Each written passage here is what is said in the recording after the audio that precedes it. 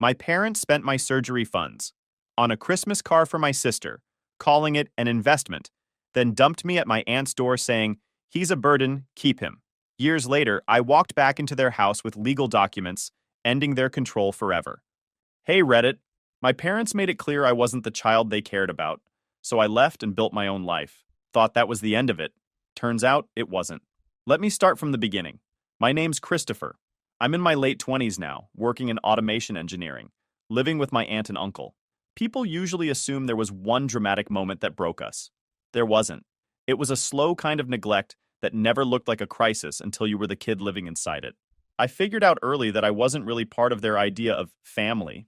I was more like something they managed, not someone they cared about. My low blood pressure episodes started when I was around 6. One second I'd be standing fine. The next my vision would fuzz, my legs would feel hollow, and I'd have to grab something before dropping. Teachers reacted fast. Kids stared. The school nurse knew me by name within the first month. It wasn't painful, just embarrassing and unpredictable. Doctors explained everything pretty calmly. They said I needed consistent meals, good sleep, steady routines, and to avoid getting too exhausted. They were clear that it wasn't deadly, just something that needed attention. Weston latched onto the not deadly part and stopped listening. Victoria nodded politely, but I could see her eyes wandering like she had better things to think about. From that point on, I wasn't treated like a kid with a health issue. I was treated like a small, recurring inconvenience. My sister Riley was 2 years younger. Even as a toddler, she drew all the attention. She had energy, speed, confidence, everything Weston loved. He'd talk to anyone who listened about her potential. He never said that word about me. Victoria, on the other hand, focused on image. She wanted the neighbors to think our home was perfect. Perfect kids, perfect behavior, perfect holidays. Especially holidays. Christmas decorations went up earlier every year, but even back then, I understood they weren't for family warmth. They were props. Something she could point at and say, "Look how well we're doing." Daily life shifted gradually. It wasn't an overnight thing. Riley got larger portions because she burns more energy. She got the better snacks because she needs fuel for sports. I got whatever was left. Sometimes it was enough, sometimes it wasn't. No one asked how I felt about it. Victoria told me once, "You don't need heavy food. You're not running around." Weston said something similar, calling it smart resource use. I didn't understand what he meant until I was older and heard him calling Riley the investment. He said it casually one afternoon while Riley was showing off some new basketball trick. "She's the one that's going to get us places," he told a neighbor. Chris is different. He didn't say it unkindly. He just said it like a fact. From then on, I wasn't allowed to join any activities. Even simple stuff like school clubs. "You'll faint and cause trouble," Weston said. Victoria added that she couldn't deal with episodes in public. It wasn't concern, just annoyance. I watched other kids do normal things while I was kept on the sidelines. Teachers treated me like I'd break if I tried too hard. They meant well. My parents didn't. Speaking up never helped. If I mentioned being hungry, Weston would say I was being dramatic. If I said something felt unfair, Victoria would tell me not to start arguments. Riley wasn't cruel about any of it. She was just a kid who didn't understand the imbalance. She'd get excited about Christmas gifts or new gear and show them to me, and I'd pretend not to care. I learned that reacting to anything risked setting them off. Silence kept things stable. By the time I hit 12, I understood the house better than most adults understood their workplaces. I knew when Weston was in a mood and I should stay unseen. I knew when Victoria was preparing to talk to neighbors and needed Riley nearby to perform as her golden child. I knew that if I had an episode during one of Victoria's presentation days, she'd look at me with a face people usually reserve for bugs on the floor. Riley got enthusiasm, plans, praise, future talk. I got quiet reminders not to cause trouble. She was part of the picture they presented to the world. I was the part they kept off camera. There wasn't one explosion. There was just a steady pattern that never stopped. And by the end of that year, I had accepted something most kids never have to think about. In that house, I wasn't someone they built a life around. I was just someone who needed to stay out of the way. I was 13 when things finally became undeniable. Riley had a big basketball showcase that Saturday morning, something Weston had hyped up like it was some elite event. He kept saying, "This is where it starts, Riley. Big eyes on you today." She was 11, but he talked to her like she was already a drafted athlete. I woke up feeling off. My legs were shaky, and my head felt disconnected from the rest of me. I walked into the kitchen and said quietly, "I don't feel good." Victoria didn't even look up from packing Riley's bag. Just rest. Don't make today difficult. I really don't feel good, I said again, a little louder. Weston shot me a quick glare. We're not doing this right now, Chris. Lie down and don't cause a scene. Riley glanced at me, confused. Are you okay? She asked. I'll be fine, I lied, because Weston hated anything that slowed down his schedule. They walked out a minute later. Weston's last words were, lock the door and don't call us unless the house is on fire. Then the door closed, and the house went silent. My dizziness got worse fast. I tried eating something, but my stomach flipped. Every step felt unsteady. I sat on the couch and tried taking deep breaths, but the room tilted anyway. I leaned forward, elbows to knees, hoping it would pass like it sometimes did. Instead, my arms weakened and slipped. I hit the floor hard. I tried calling Victoria. It rang a few times, then voicemail. I texted her. I feel really bad. No reply. My fingers were numb as I swiped to call emergency services. My voice came out thin when the operator answered. I think I'm fainting. I'm alone. She kept me talking, but everything was fading. Stay where you are. Help is on the way, she said. Her voice felt miles away. Next thing I knew, I woke up staring at a ceiling I didn't recognize. The hospital lights were dim, and a monitor beeped steadily beside me. A nurse walked in with a small smile. Good. You're awake, she said. You passed out pretty badly. Are my parents here? I asked. She checked the chart. They said they'll come by later. She said it casually, like this wasn't surprising at all. That hit harder than the fall. She asked what I'd eaten that day. When I admitted I hadn't eaten anything yet, she paused slightly. That doesn't help your condition. Make sure your guardians know. Right. Guardians. A social worker came by to ask why a 13-year-old was brought in alone, and why no one had shown up. The day stretched on. Nurses came and went. They offered soup, checked vitals, adjusted pillows. But there were no familiar voices. No Weston pacing angrily. No Victoria pretending to care. No Riley peeking around the curtain. Not even a text. Night came. I watched shadows shift across the room. Around 8, my phone buzzed with a message. We're still out. Rest. We'll see you tomorrow. That was it. They didn't even ask what happened. The next morning, Weston and Victoria finally walked in. Weston looked irritated, not worried. Victoria looked embarrassed to be seen in a hospital room with me. Riley held a medal. I won second place, she said quietly. Weston pointed at her medal like it mattered more than the IV in my arm. Your sister did well. Try not to cause trouble on important days. I didn't respond. There wasn't anything to say. The nurse entered to update them. He fainted from low blood pressure and lack of food. He needs consistent nutrition. Victoria gave a tight smile. Of course. There must have been some confusion. When the nurse stepped out, Weston muttered, This is why people get the wrong idea. And people definitely did. Sirens on our quiet street got everyone talking. Mrs. Grant asked Victoria what happened. Victoria replied sharply, He just overreacted again. Weston added, Kids faint sometimes. People love to exaggerate. But the neighbors didn't buy it. I know because they later told Adeline. At home, Weston announced, You're spending more time at your aunt's. We can't have more misunderstandings. Victoria added, It'll be easier for everyone. Neither mentioned my health. Neither apologized for leaving me alone. Neither asked how I felt. When Adeline picked me up, she said softly, We were worried. Jonathan carried my bag without asking anything. The first few weeks after the hospital visit, Adeline asked if I wanted second helpings. Jonathan reminded me to drink water. They didn't make comments about how much I ate or compare me to Riley. They didn't analyze my symptoms or act annoyed when I looked tired. They simply treated it as part of the day. One evening at dinner, Jonathan said, You're pale. Sit for a bit. No irritation, no judgment. He'd bring a chair closer, pass food without making it sound like charity, and ask about school. The conversations were simple but real. They weren't trying to show off or manage appearances. They were just living. It didn't take long to notice that my episodes became less frequent. Proper meals, consistent sleep, and the lack of tension helped more than any medication had. I still had moments where my vision blurred or my legs felt weak, but they were farther apart. Adeline would say, Eat first, worry second, and slide a plate toward me. Jonathan would tell me to track what made things worse. It wasn't medical advice, it was just structure, something Weston never provided. Jonathan worked in design and spent a lot of time at a desk, but he approached everything like a project. One day he found me on the couch staring at the ceiling and said, Come here, let me show you something. He opened a small wooden box filled with old puzzle games and strategy cards. This helps your brain focus, he explained. Good practice for life. Strategy first, reaction second. We spent hours solving them. At first, I was clumsy and slow, but Jonathan never rushed me. He'd say things like, think ahead, don't just react, or patterns repeat if you look long enough.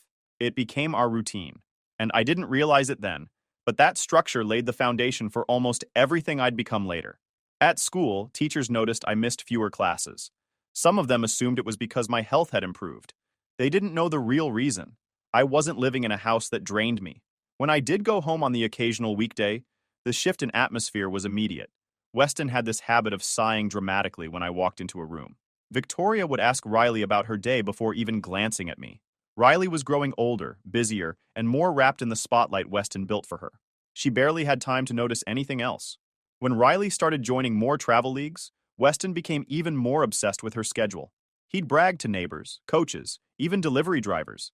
She's dedicated, she has a future. And if I walked by during those conversations, he didn't stop bragging. He simply talked louder, like he wanted to drown out my existence. He also started saying things like, Chris is practically not living here anymore, as if it were a point of pride. Victoria always nodded, relieved to have fewer complications. They said it within earshot sometimes. They didn't try to hide it. During one weekend drop-off, Weston stood in Adeline's doorway and said, he does better here anyway. Not with kindness, just resignation. Adeline didn't respond to him, but she placed a gentle hand on my shoulder when he left, as if to make up for the tone he used. The transition to staying there full-time happened slowly but clearly. First it was weekends, then school nights, then entire weeks. Adeline began setting aside a drawer for my clothes. Jonathan bought a small desk and said, do your work here. There wasn't a formal conversation about it. They just made space for me, and I learned to move within it. By the time I was 17, their house felt more like home than my actual one. Victoria still invited me occasionally for holidays or photos, mostly when she needed to look like a mother on social media. Weston didn't argue. He just wanted to focus on Riley's games and her growing attention. The final shift came unexpectedly. Weston arrived one afternoon with my bags already packed in the trunk. He didn't warn me. He just parked in front of Adeline's house, carried everything to the porch, and set it down. I'm busy with Riley's schedule, he said. It's better this way. Less confusion. No discussion. No plan. No emotion. Just a decision. Adeline stepped outside, stunned. Weston, you can't just... But he cut her off. He practically lives here. Might as well make it official. Then he turned, got back into his car, and drove off. I stood there, watching the taillights disappear. There was no shouting match, no door-slamming fight. Weston didn't need drama. He dropped my life on a porch, drove away, and made the message official. Riley was the child he was raising, and I was the child he was placing somewhere else. In that moment, with my belongings sitting on the porch of the only stable home I'd ever known, I understood the truth clearly. I hadn't been pushed out. I'd been replaced. Because I was still a minor, Adeline filed for guardianship. Weston and Victoria signed without a fight. By then, they weren't trying to get me back. They were trying to make me someone else's problem. Turning 18 should have felt like a step into adulthood, but that winter made it clear I'd been on my own long before then. My health had been mostly stable at Adeline and Jonathan's house, but the fainting episodes still came and went. By early December, they became frequent enough that Adeline insisted I see a specialist again. The doctor reviewed years of charts and recommended an operation. Nothing experimental, nothing extreme, but necessary. Delaying this increases the risk of further drops, he explained. If possible, it should be scheduled soon. Adeline nodded immediately. She asked questions. She took notes. She was prepared to adjust everything to make it work. Weston and Victoria, however, reacted like someone had asked them to donate a kidney. When Adeline called them, Weston's first response was, right now, absolutely not. Worst timing imaginable. He didn't ask about risks or urgency. He only asked about cost. Victoria added, it's the holidays. We can't deal with medical bills during Christmas. It would ruin everything. Ruin everything. That phrase stuck with me, even though I should have been used to that tone from her. Jonathan pulled me aside afterward and asked how I felt. I told him I was tired but not surprised. He didn't try to convince me otherwise. He just said, we'll figure something out. December rolled in fast. Adeline went all out decorating the house. She wasn't trying to distract me. Christmas had always been her favorite season, but I could tell she was hoping the lights and warmth would help my mood. She hung a wreath on the door, strung lights along the stairs, and set up a small tree on the kitchen counter. Jonathan joked, she competes with herself every year. Their house felt like a place where the holiday actually meant something. My parents' house was different. Christmas for them was presentation, not celebration. A week before Christmas Eve, Weston invited us over. He didn't mention the surgery at all. He simply said, Riley wants everyone there for her surprise. That was his way of pretending we were a cohesive family.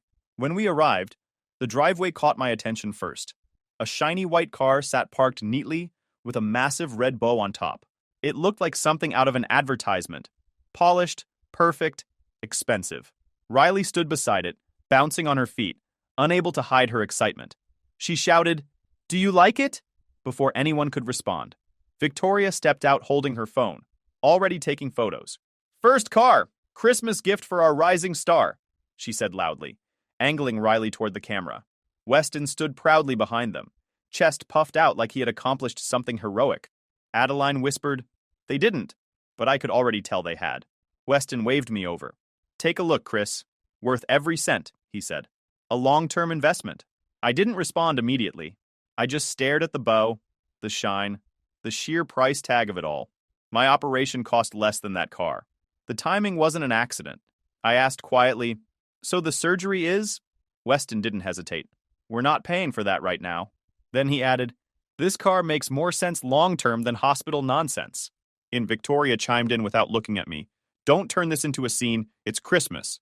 Jonathan took a step forward, but Adeline held up a hand, stopping him. She walked toward Weston, her voice steady.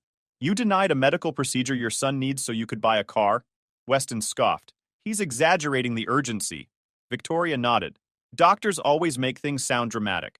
And honestly, Christopher is old enough to handle things without making everyone else miserable." Adeline didn't raise her voice. She didn't need to. "This isn't about drama. This is about responsibility." Weston shot back. "Don't lecture me. Riley earns what she gets." Victoria added, "We can't keep dropping money on Christopher every time he feels faint." I felt Jonathan tense beside me. He muttered under his breath, "Their priorities are clear." Riley, to her credit, looked torn.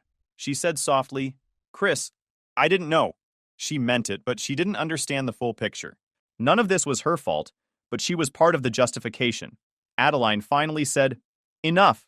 Chris is staying with us permanently. We're not asking for your approval." Weston shrugged like he couldn't care less. "He practically lives there anyway."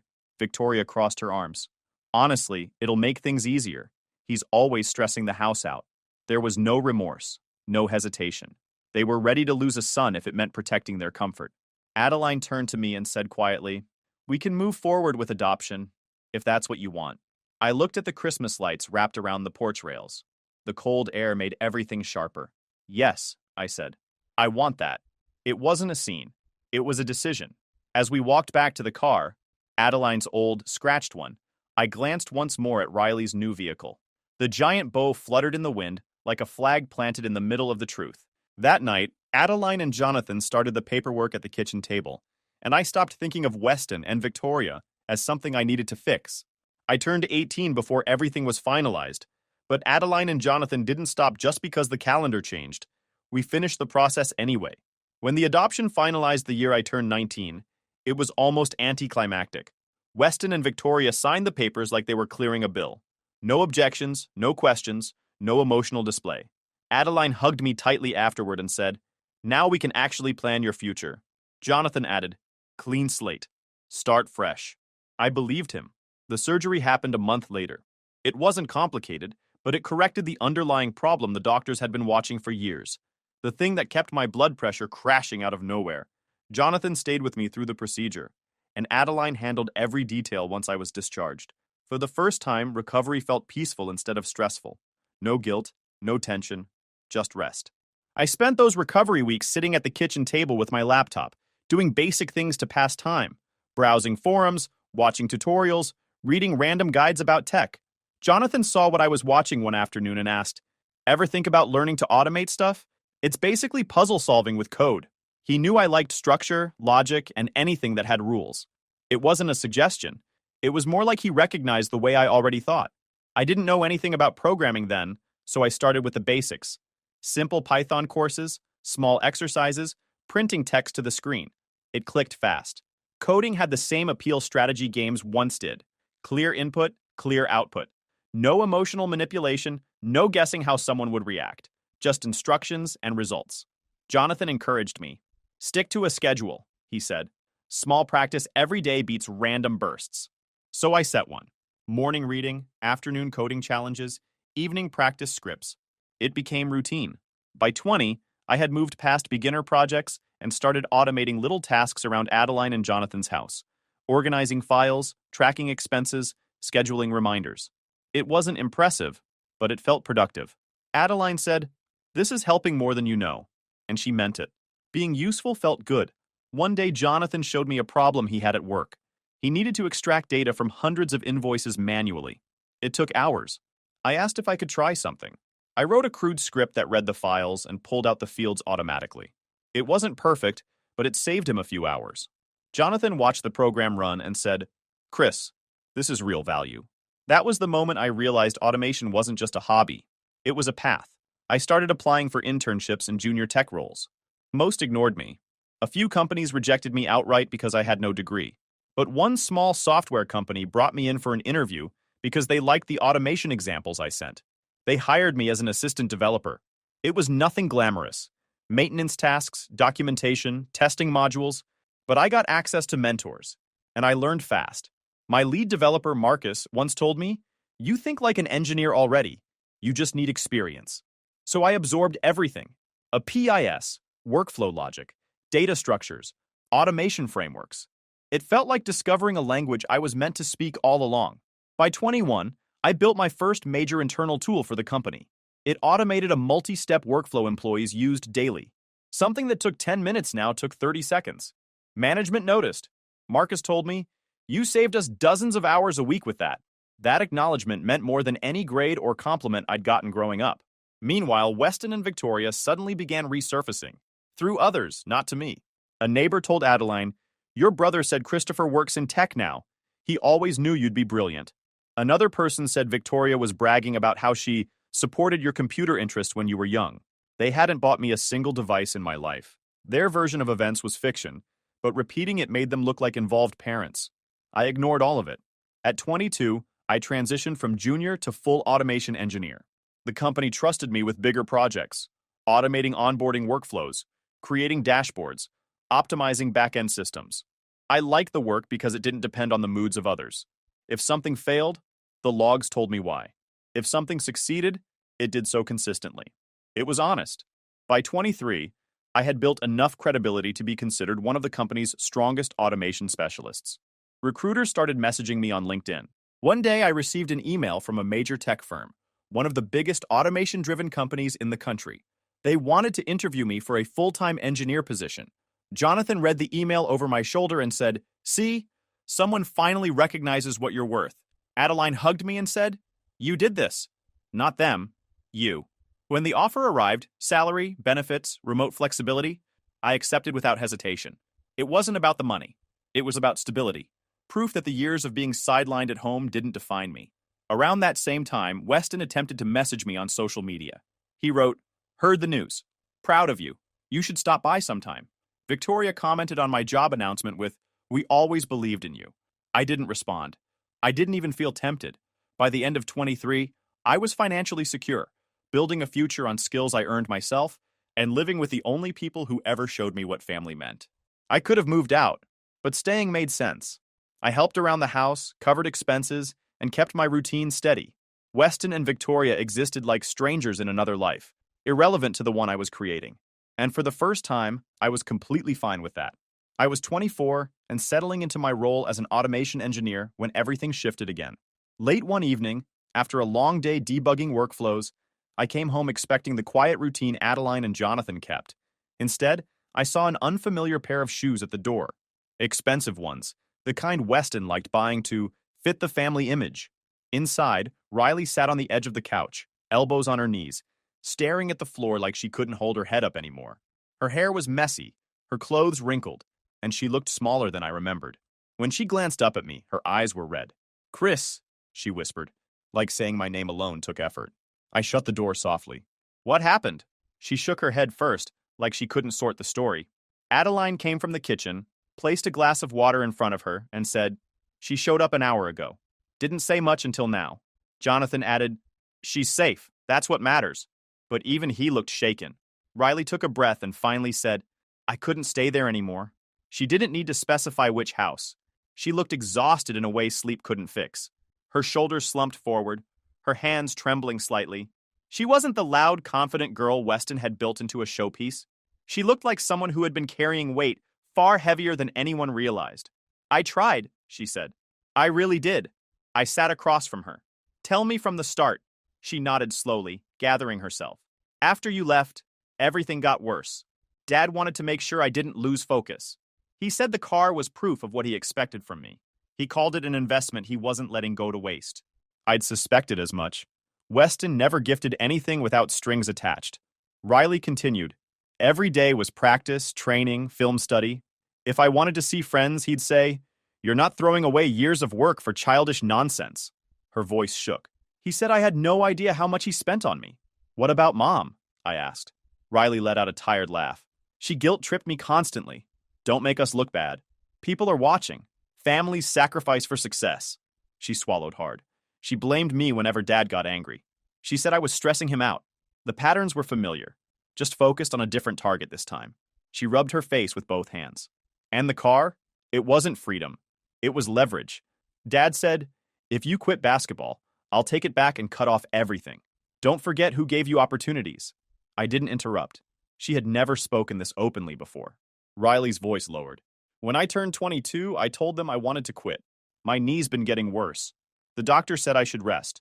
But when I said the words, I don't want to play anymore, Dad snapped. How bad? I asked. She shivered. He yelled for almost an hour. Said I was ungrateful, lazy, dramatic. Said I was throwing away the only thing people knew me for. Her eyes filled again. Mom said if I quit, everyone would think they failed as parents. Jonathan clenched his jaw at that. Adeline stepped closer, placing a hand on Riley's shoulder. Riley whispered, I packed a small bag after they went to bed. I didn't know where to go, but I knew I couldn't stay. So I came here. I nodded. You did the right thing. She looked at me like she wasn't sure she believed it.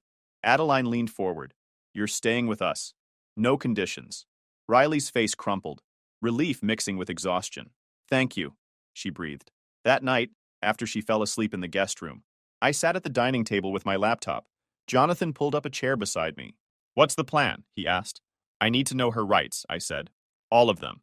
I wasn't approaching this emotionally. I approached it like work, clear goal, defined obstacles, structured research. Riley was 22, legally an adult. Her parents couldn't force her home. They couldn't take her car as a punishment if the title and registration were in her name. They couldn't harass her without consequences. I spent hours reading legal guides, harassment laws, protective orders, tenant rights, and what to document if they tried to escalate. I researched how to block parental interference, what counted as emotional abuse in adulthood, and how to prepare evidence if things escalated. Adeline joined us after a while. They'll blame her, she warned. They always blame someone. I know, I said. That's why we have to be ahead of them. Jonathan nodded. Weston won't take this quietly. I looked at the closed door of the guest room. He can try, but I'm not 13 anymore.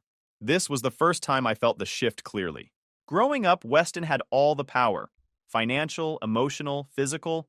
Now I had independence, a stable job, and the ability to protect someone he'd spent years shaping into a tool. The next morning, Riley found me in the living room going through documents. You don't have to do all this, she said softly. Yes, I told her. I do. She sank into the couch. Dad's going to lose it. Let him, I replied. You're not going back. She stared at me like I'd said something impossible. Then she nodded. Slow, careful, like she was finally allowing herself to believe it. By the end of the week, I had everything prepared. Statements, legal references, police contact lines, and documentation templates. Not because I planned to fight Weston in court, but because I knew he only backed down when he realized he couldn't control the narrative. For the first time in years, I was ready to confront him. Not as the kid he dismissed, but as an adult who had built a life without him. And this time, I wasn't standing alone. Christmas Day felt unnaturally quiet as Riley and I walked toward the house we used to call home. The snow on the lawn was untouched except for a few footprints from neighbors out on morning walks. Riley kept close behind me, hugging her jacket tightly. She wasn't scared of seeing Weston and Victoria. She was scared of being dragged back into the life she'd barely escaped. The house looked like someone took a holiday catalog and tried to recreate every page at once. Lights wrapped around the columns, oversized ornaments hanging from trees that had no business supporting them, and a plastic Santa so large it blocked part of the walkway. Weston never decorated with joy, he decorated to compete. He opened the door before I could knock. "Christopher!" he shouted, loud enough to make sure the neighbors 2 houses down heard him. "Look who's come home for Christmas! My successful son, the engineer." I didn't move toward him. Victoria appeared behind him, wearing a red sweater with sequins that caught every bit of light in the room. Her smile was wide, but her eyes were calculating. "Christopher, dear, you look wonderful." "And Riley," her voice dipped into irritation. "I hope you're done with this little rebellion." Riley said nothing. Her silence said enough. We stepped inside only far enough to get out of the cold. The interior looked even worse than the outside. Garlands wrapped around every staircase rail, candles arranged like props, and a 12-foot Christmas tree that practically blocked the hallway. The whole place felt like a set preparing for an audience Weston cared more about than his actual children. "Let's have a nice holiday moment," Weston said, trying to steer the situation. "No drama. We have neighbors over later." "We're not here to celebrate," I said. "We're here to settle things once and for all." Victoria's smile cracked. "Christopher, please, it's Christmas. Don't embarrass us." Riley stepped forward slightly. "Mom, I'm not coming back. I'm staying with Chris." Victoria stiffened. "Absolutely not. You're confused. You're letting him influence—" "I made my own decision," Riley said, louder this time. Weston's composure snapped instantly. "You think you can just walk out? After everything we invested in you?" His voice rose. "That car, your training, the years of pushing you to succeed, none of that was free. It wasn't help," Riley said. "It was control." Hearing that from her made something collapse in the room. Weston jabbed a finger toward the driveway. "If you're leaving this family, you're not taking the car. I'll repossess it myself." Riley's breath hitched. "It was a gift." "No," Weston barked. "It was an investment, and I'm taking back what's mine." He stormed out before I could respond. Riley grabbed onto my sleeve, eyes wide, terrified of what would come next. I followed Weston outside. Snow crunched under his boots as he marched straight to the car. Neighbors began peeking from windows, drawn by the raised voices. "Step away from the car," I said. Weston snapped. "I paid for every bit of it. She doesn't get to walk away with my property." I pulled out the folder I brought. "The title and registration are in Riley's name. If you take it without her permission, that's vehicle theft. If you touch it or try to disable it, that's criminal damage." Weston froze. "Where did you get this?" I prepared, "Because I know exactly how you operate." Victoria rushed outside. "Christopher, what are you doing? It's Christmas. You are humiliating us." "You humiliate yourselves," I said calmly. "We're just bringing the truth to daylight." Weston slammed his fist on the car roof. "You think paperwork scares me?